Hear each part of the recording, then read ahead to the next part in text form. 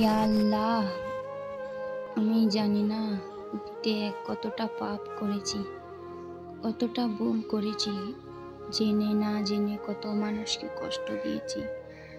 হয়তো কত ওয়াক্ত নামাজ কাজা হয়ে গেছে, কার কার নামে গীবত করেছি, কার কার নামে সমালোচনা করেছি, কত কি দেখে হিংসা করেছি। আস্তাগফিরুল্লাহ।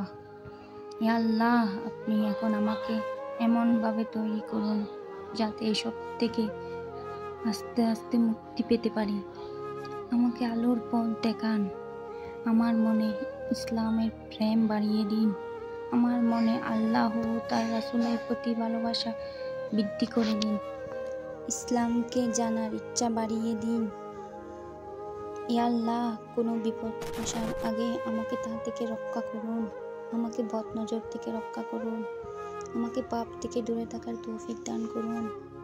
ইয়া আল্লাহ, আমার ঈমান বৃদ্ধি করে দিন, আমার মনকে নরম বানিয়ে দিন, আমাকে বেশি বেশি তওবা করার তৌফিক দিন, সবার প্রতি আমার সহানুভূতিশীলতার হাতটা বাড়িয়ে দেওয়ার মন মানসিকতা দিন। আমাকে হেদায়েত দান করুন, আমিন।